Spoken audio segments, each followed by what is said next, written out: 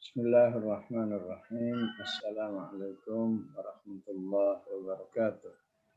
Waalaikumsalam warahmatullahi wabarakatuh. A'udzu billahi minasyaitonir rajim.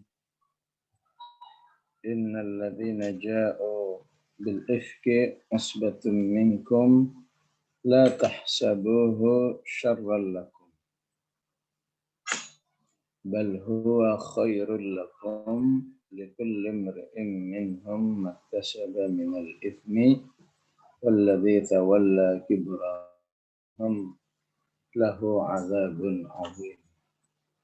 Sadaqallahul azim. Ibu yang dirahmati oleh Allah, alhamdulillah pagi hari ini hanya dengan seizinnya kita bertemu kembali di majelis Ta'lim An-Nur virtual ini. Dan marilah kita syukuri, kalau bukan karena hidayah dan pertolongan dari Allah, mustahil kita bisa berlanjut sampai pagi hari ini. Insya Allah kita akan membahas ayat yang ke-11 dan harus kita sadarkan diri kita bahwa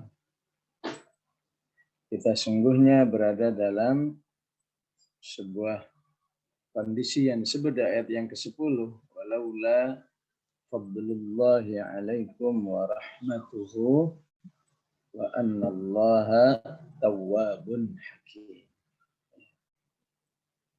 Maka ayat ini jika dipahami secara umum, kalau bukan karena pertolongan, karunia dan rahmatnya, mustahil kita bisa terus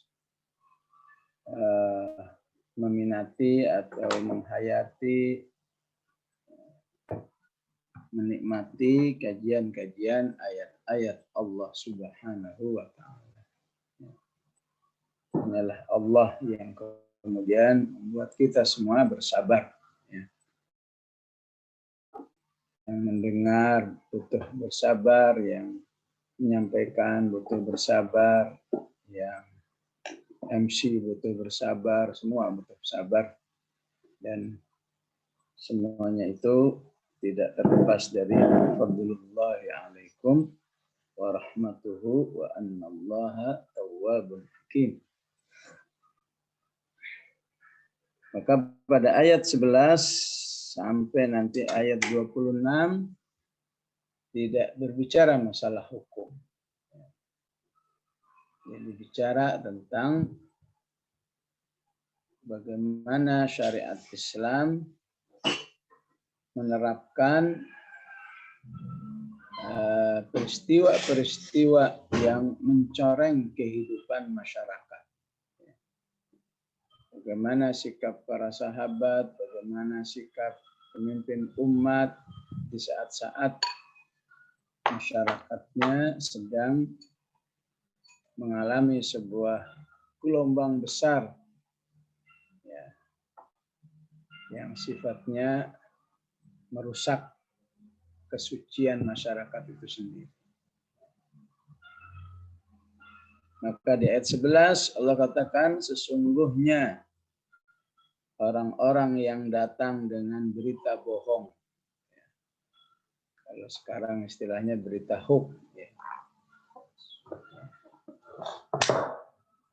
Usbatum minkum, mereka itu adalah sekelompok manusia, enggak sendirian. Mereka itu orang-orang yang terstruktur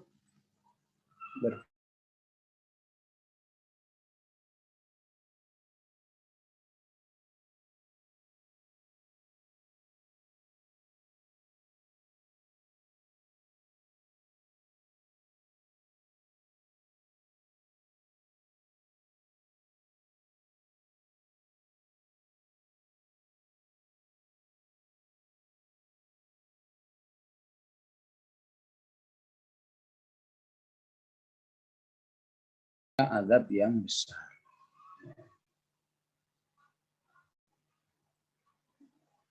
Maka Maka siapapun yang membaca ayat 11 sampai ayat 26 ini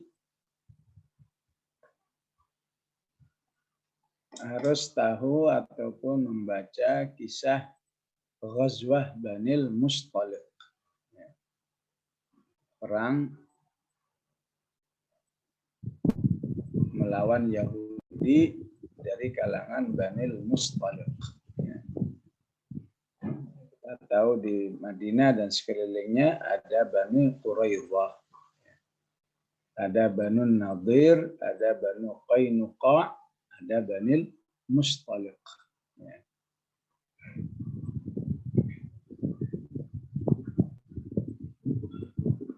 Jadi istilah jihad, ya, kalau dulu baca surat Taubah ayat 112 disebut dengan saihun, taibun al-abidun al-hamidun as-saihun.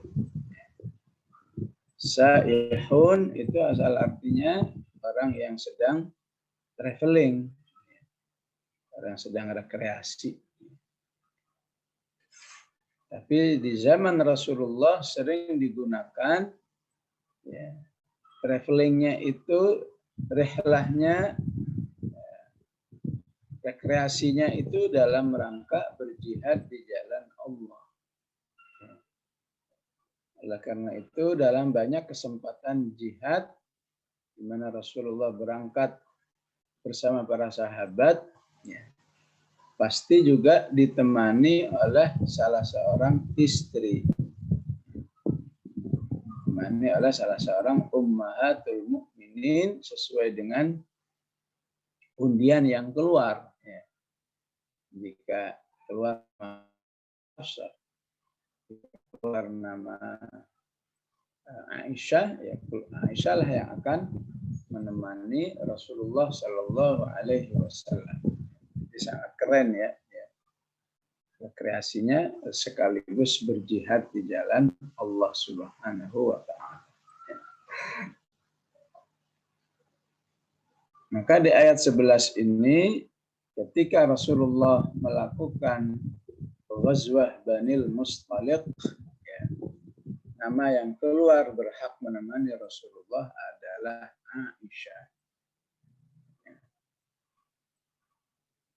Dan Rasulullah Allah menangkan dalam Ghazwah Banil Mustaliq ini, berhasil melemahkan, ya, orang-orang Mustaliq. Begitu selesai, maka Rasulullah bersama para sahabat, ya, bergegas bersiap-siap untuk kembali ke Madinah. Bahwa sambil ontak yang di dalamnya ada haudaj. Haudaj itu sebuah tempat yang agak tertutup yang diletakkan di atas onta yang khusus untuk penumpang wanita. Penumpang wanitanya adalah Aisyah radhiyallahu anha. Seperti yang dijelaskan dalam sirah bahwa ya semua karena sudah takdirnya seperti itu, ya. Ketika para sahabat menuntun onta, di mana ontanya itu nyaris seperti tidak ada bedanya, baik ada penumpangnya ataupun tidak ada penumpang. Kenapa? Karena saat itu Aisyah, ya, termasuk istri Rasulullah SAW yang, ya, sangat ringan berat badannya. Jadi tidak terlihat beda saat onta di atasnya ada orangnya atau tidak, sehingga ontanya main di bawah aja, ya. Padahal di dalamnya belum ada Aisyah radhiyallahu anha. kemana saat itu Aisyah?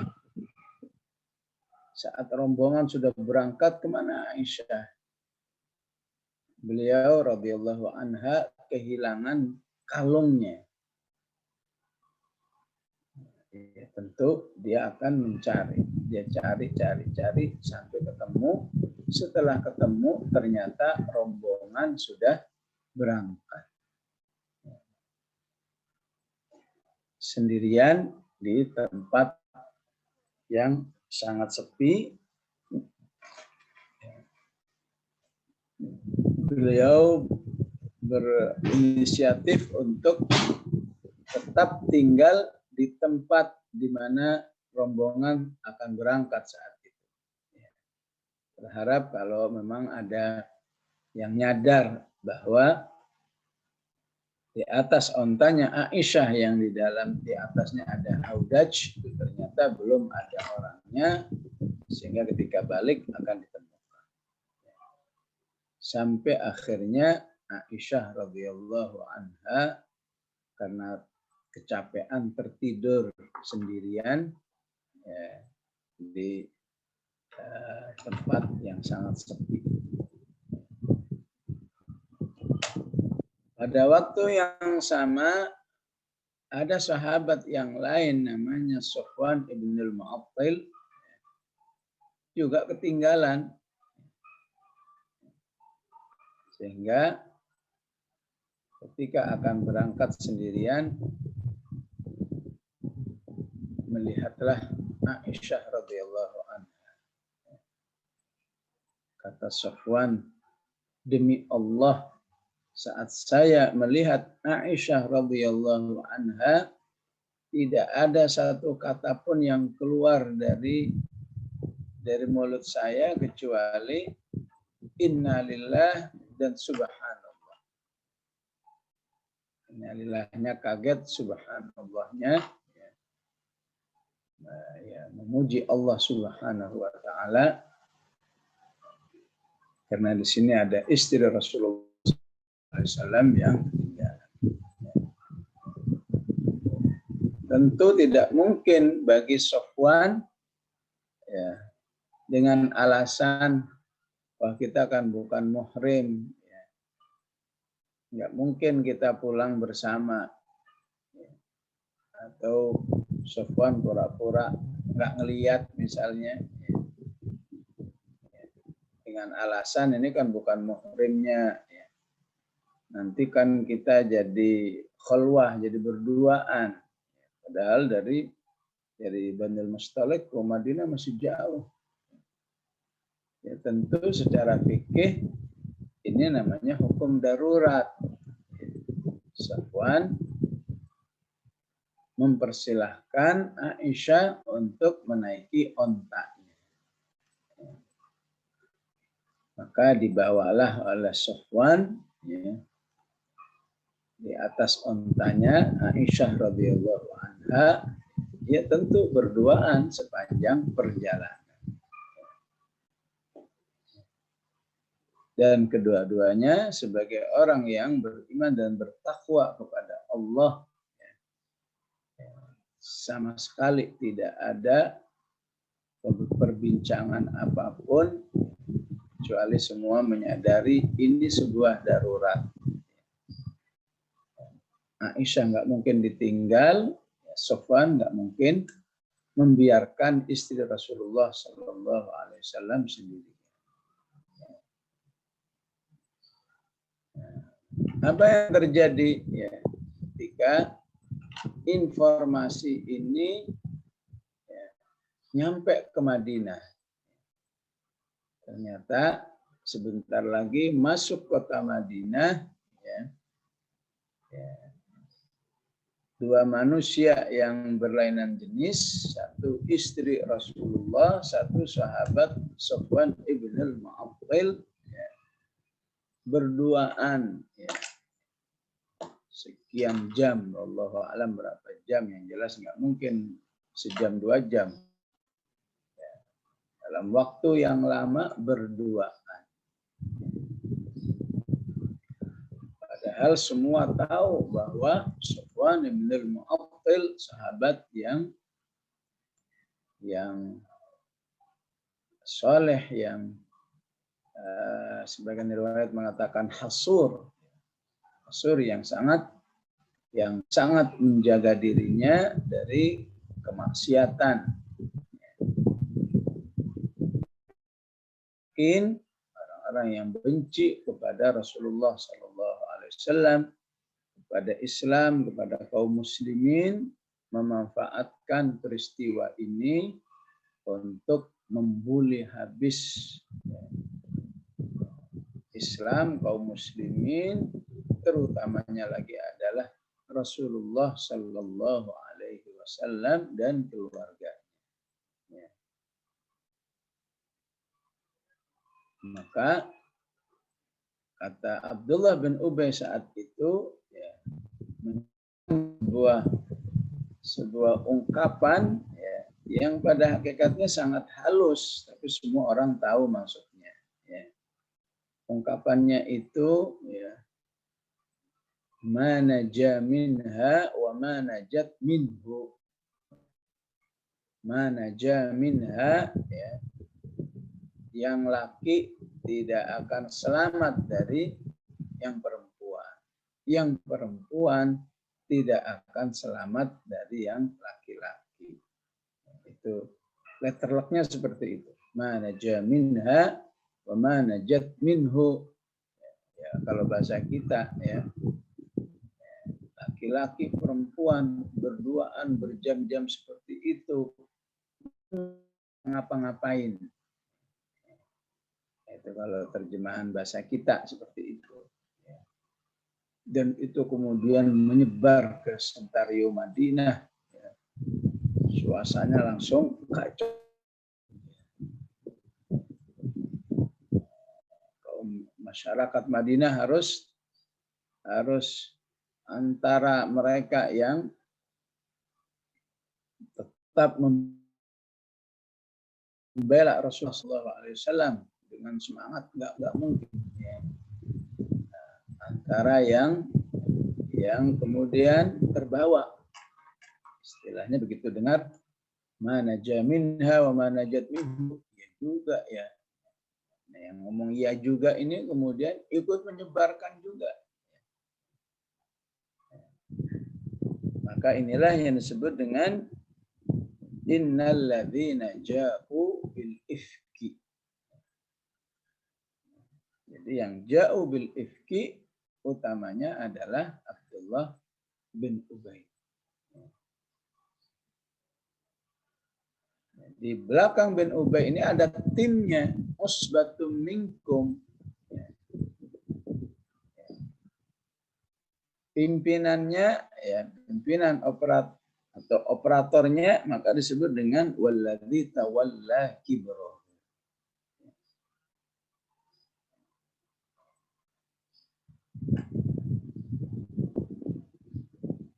Bisa dibayangkan seorang wanita diterpa isu yang sangat dahsyat, di mana semua orang hanya terfokus, utamanya berita berduaannya Aisyah radhiyallahu anha bersama Safwan bin Mu'attal dalam sekian waktu yang panjang.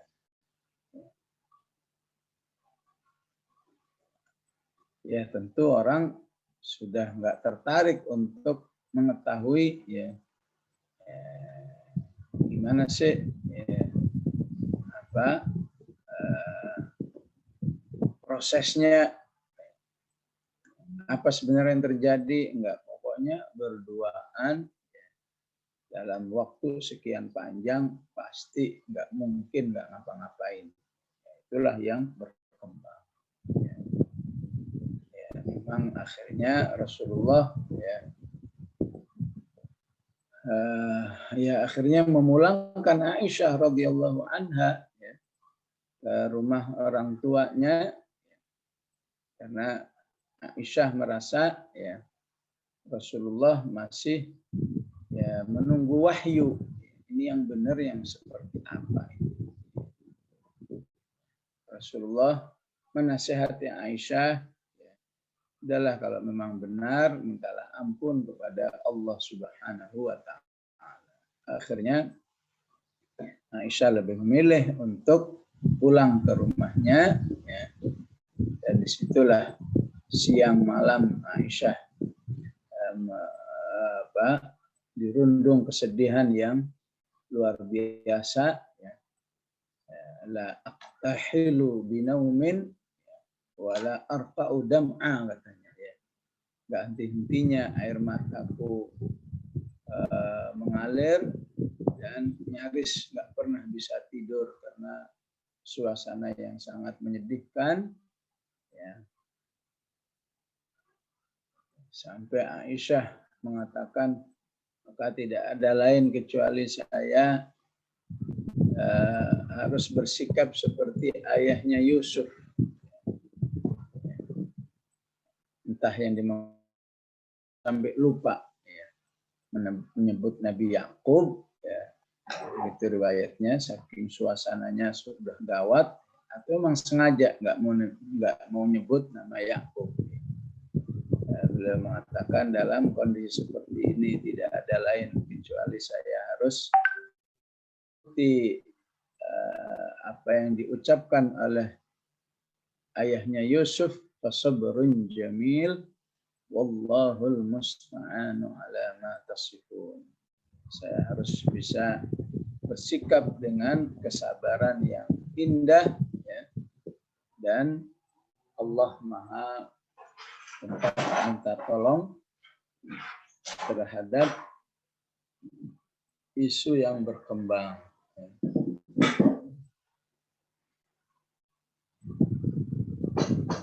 Ya, inilah musibah, ya. Maka Allah Subhanahu wa Ta'ala memberi pelajaran kepada orang beriman dalam menghadapi musibah. La tahsabuhu syarran lakum. Jangan kira musibah itu selalu membawa sebuah kejahatan ataupun kondisi negatif, ya. Justru setiap musibah itu akan berdampak khairul lakum, membawa kebaikan bagi.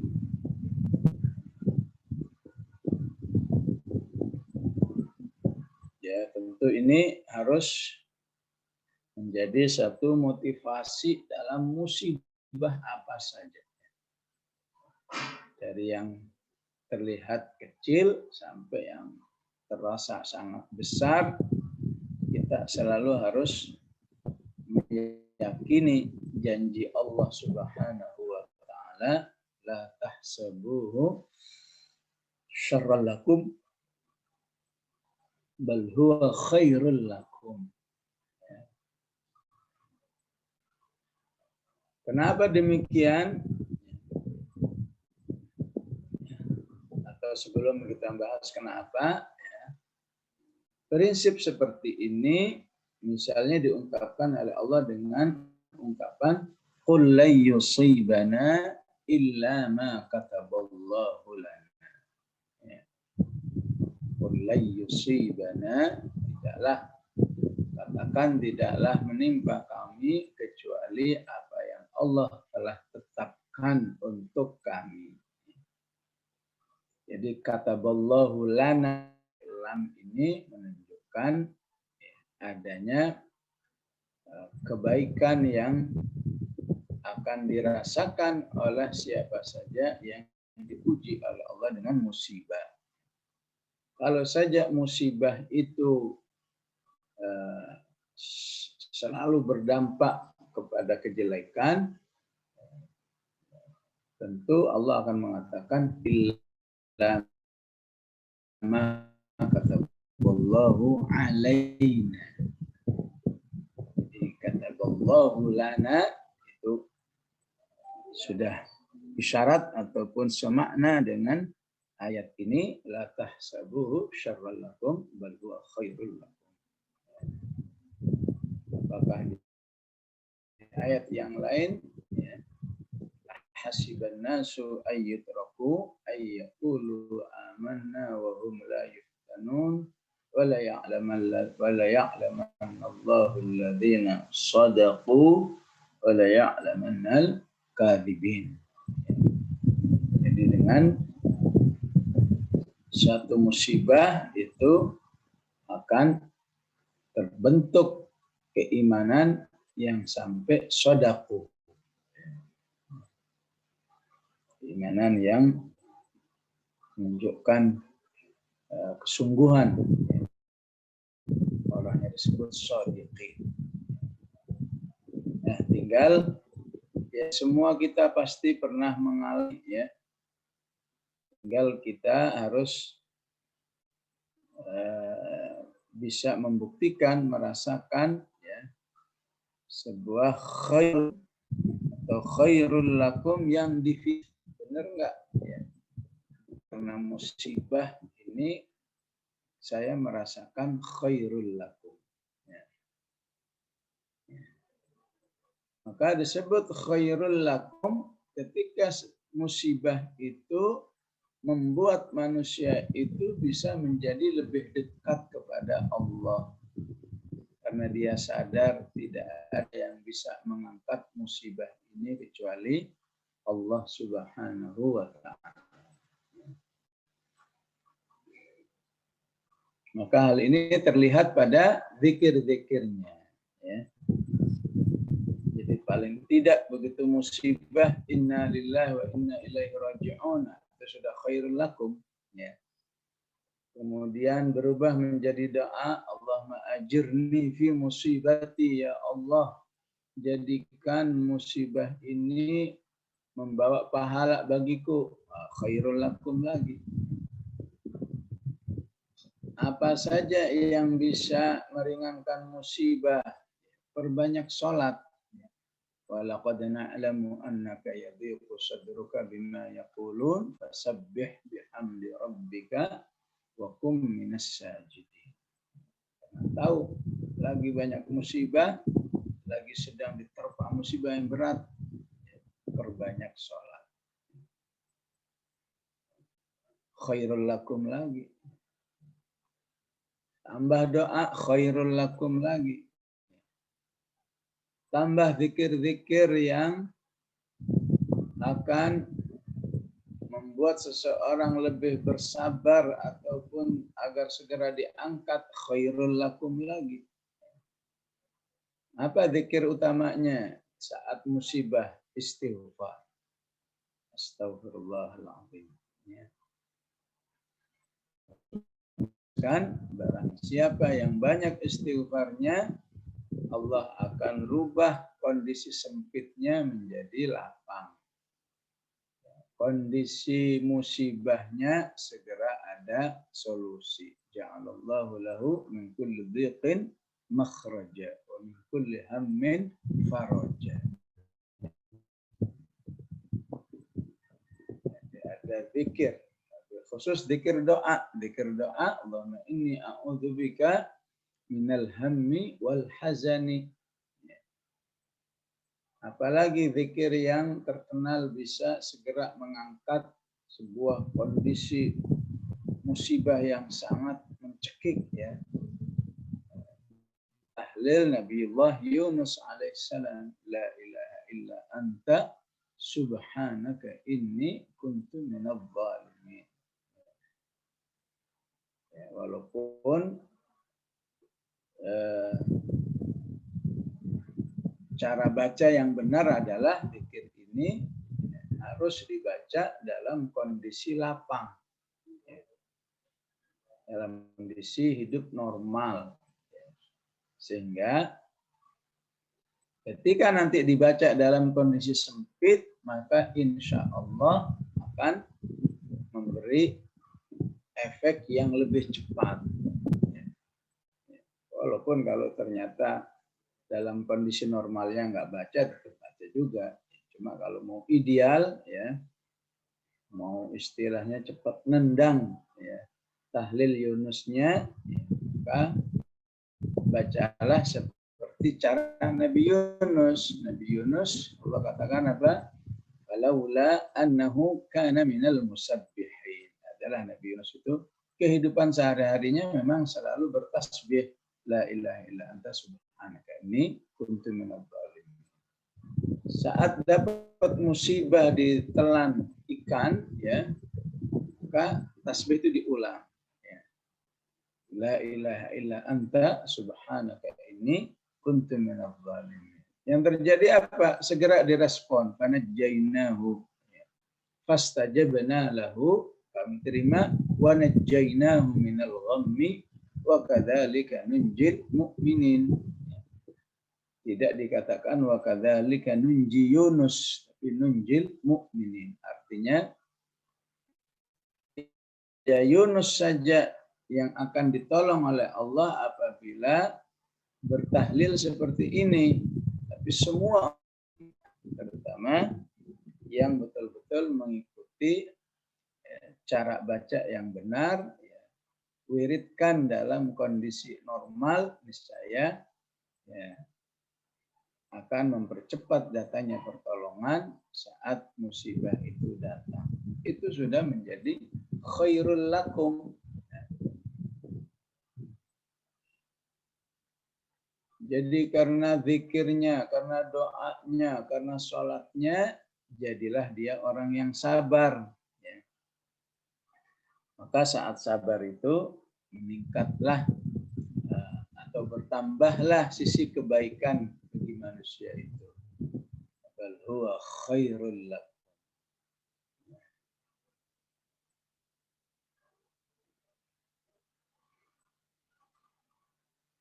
Tentu itu bagi korbannya, bagi pelakunya. Likulli mri'in minhum maktasaba minal itsm.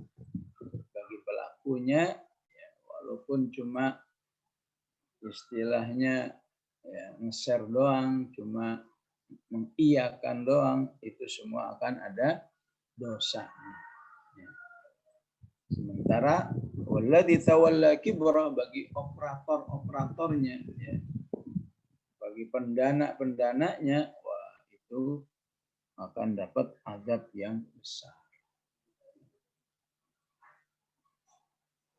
Maka sekaligus para ulama mengingatkan, ya, bahwa ayat ini harus menjadi motivasi kesabaran bagi setiap orang beriman.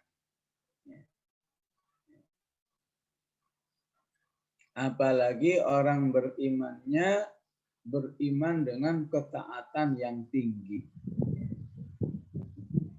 Apalagi keimanannya ditambah dengan menjadi istilahnya aktivis dakwah.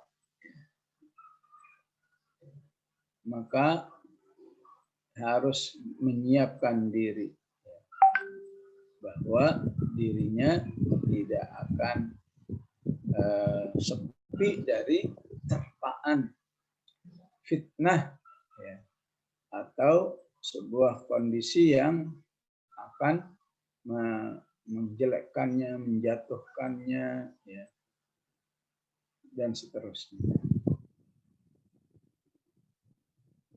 Karena itu bagi orang-orang beriman, ya, seingat saya juga oleh Ibnul Qayyim, ya, ayat ini disimpulkan seperti ini. Ya.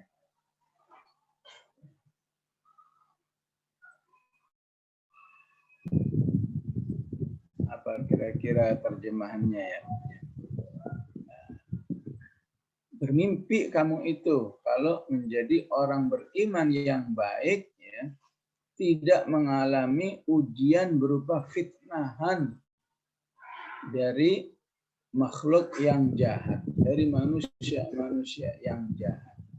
Ya.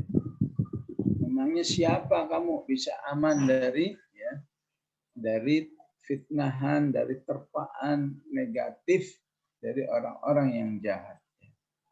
Dan beliau mengatakan sangat indah ini, beliau katakan, ya, apa? Allah saja, sekelas Allah saja, itu juga nggak terlepas dari pembulian manusia. Allah aja dibuli oleh manusia. Apa pembuliannya? Misalnya mereka mengatakan wa qalu takhadallahu walada. Allah punya anak. Itu sebenarnya menyakitkan sekali bagi Allah. Subhana ballahu ma fis samawati. Waktu kita bahas surat Maryam, wa qalu takhadar rahman walada. Allah marah, laqad ji'tum syai'an idda. Wah, ini sebuah tuduhan yang sangat keji ini. Takadu samawati yatafattarna minhu wa tanshaqqul ardu wa takhirrul jibalu hadda an da'u lirrahmani an da'u lirrahmani walada. Sampai gunung-gunung bumi pun sebenarnya marah. Allah dituduh dengan tuduhan yang menyakitkan. Dan ini di dalam hadis diungkapkan ya, tidak ada yang menyakitkan bagi Allah ketika dirinya dituduh dengan berbagai macam tuduhan yang negatif. Maka ungkapan afara'aitumul lata wal uzza wa manata tsalitsata al ukhra. Allah dianggap punya istri. Jadi kalau Allah itu mudzakkar, kalau muannats-nya Allat. Allah bersifat Al-Aziz. Kalau perempuannya disebut Al-Uzza. Allah punya sifat Manan, perempuannya disebut Manah. Afara'aitumul Lata wal Uzza wa Manata tsalitsata al-ukhra alakumudz dzakaru wal untha. Allah dituduh menciptakan malaikat agar menjadi anaknya, menjadi putri-putrinya. Allah Subhanahu wa taala bantah ya. Bantah apa yang dilakukan oleh orang-orang kafir itu dengan mengatakan wa ja'alul malaikata alladzina hum ibadur rahmani inatha. Mereka menuduh Allah punya anak perempuan yaitu malaikat. Maka Allah katakan asyahidu khalqahum. Mereka menyaksikan saat penciptaannya. Satuktabu syahadatuhum wa yus'alun. Itulah ya satu kesimpulan agar orang beriman kuat bersabar menghadapi fitnahan. Ya. Jangankan kamu, Allah aja difitnah oleh manusia. Yang kedua, jangankan kamu, Rasul saja sudah difitnah juga. Salah satu fitnahnya di ayat ini. Innalladzina ja'u bil ifki usbatum minkum.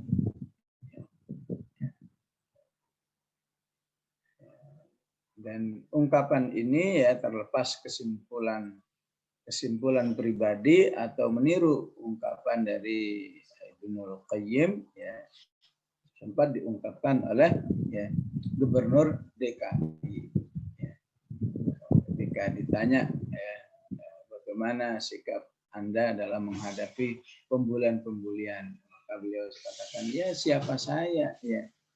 Ya, seorang Anis nggak ada apa-apanya, sekelas Rasulullah Shallallahu Alaihi Wasallam saja nggak henti-hentinya dibully, difitnah, dicitrakan citra negatif. Ya.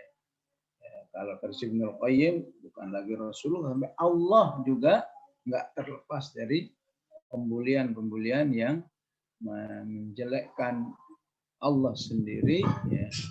Oleh karena itu ayat ini ya, atau pesan Allah khusus dalam menghadapi fitnah ini harus betul-betul kita ingat. La tahsabuhu syarran lakum bal huwa khairul lakum. Ya tentu nggak ada yang mau lah ya.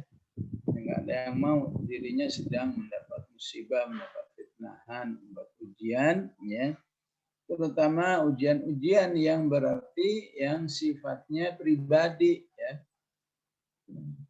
apakah itu penyakit, apakah itu kondisi yang tidak menyenangkan, ya, harus selalu dihibur dengan firman Allah ini. La tahsabuhu syarran lakum bal huwa khairul lakum. Maka dengan tadabbur yang sangat dalam dari hati yang paling dalam, insya Allah manusia itu akan terhibur, ya, oleh pesan Allah ini dalam menghadapi musibah. Ya. Sekelas Rasulullah harus menghadapi musibah yang sangat besar ini, ya, dihibur oleh Allah dengan ayat ini, apalagi musibah-musibah di bawahnya sudah seharusnya bisa lebih dihibur oleh ayat ini. Jangan kamu kira apa yang kamu alami berupa kondisi kepahitan ini sebuah kejahatan, tapi kebaikan. Termasuk pandemi ini. Ya. Semua kita nggak nyaman dengan pandemi ini. Ya. Tapi ya, kita harus hibur juga dengan ayat ini, la tahsabuhu syarran lakum bal huwa khairul lakum. Ya. Tinggal kita evaluasi apa saja khairul lakumnya. Ya, semoga kajian ini Khatam Surat Maryam, sekarang An-Nur sudah 11 ayat, ini salah satu khairul lakum yang Allah berikan kepada kita, ya, karena adanya pandemi. Semoga Allah terus memberikan keistiqomahan. Ya.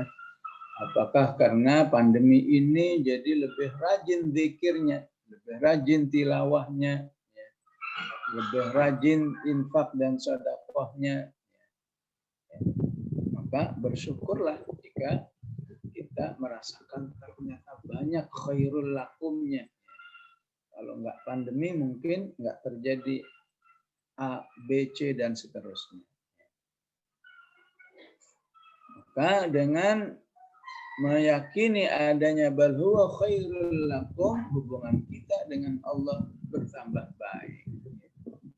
Bersih dari apa yang tidak disukai oleh Allah, yaitu bersangka buruk.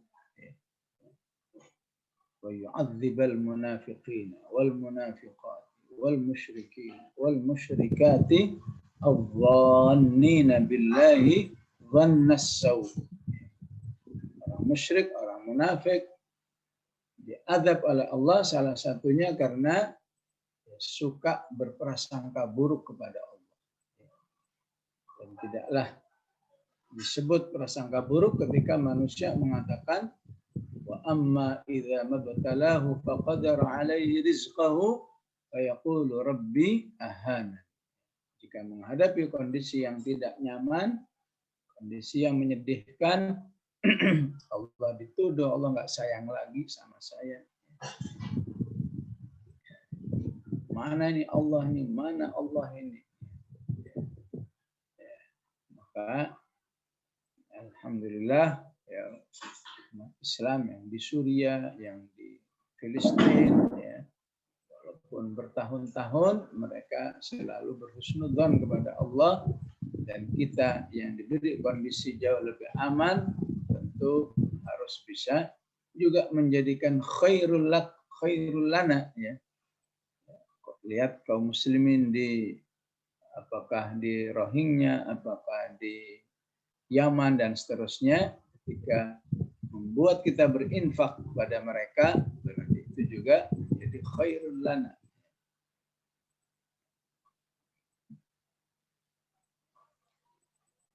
Kemudian walikulli imri'in minhum maktasaba minal itsm, ya,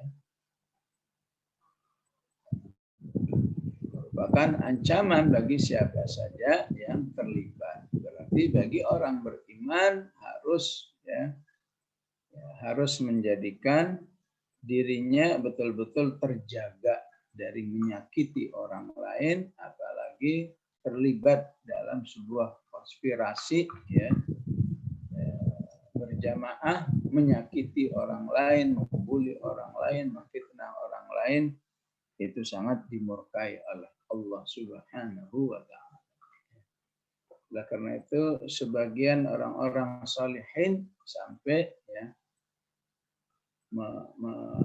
memahami khairul lakum itu dengan mengatakan kita bersyukur ya, tidak sampai menjadi orang yang zalim. Jadi menjadi mazlum itu bagaimanapun di sisi Allah Subhanahu wa ta'ala jauh lebih mulia daripada zalim. Jadi supaya dirinya lebih kuat di dalam menyikapi kepahitan disakiti oleh orang lain. Jadi paling tidak kalau menjadi mazlum itu berarti tidak ada dosa bagi dirinya menyakiti orang lain. Karena itu sudah mazlum tapi tidak membangun hubungan yang baik dengan Allah, rugi dua kali. Sudah disakiti orang, kemudian tidak termuliakan dirinya di sisi Allah Subhanahu wa ta'ala.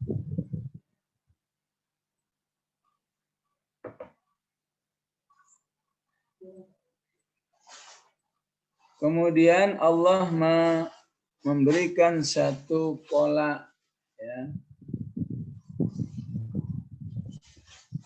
menghadapi apabila ada isu-isu yang tidak jelek, yang jelek terhadap saudara kita.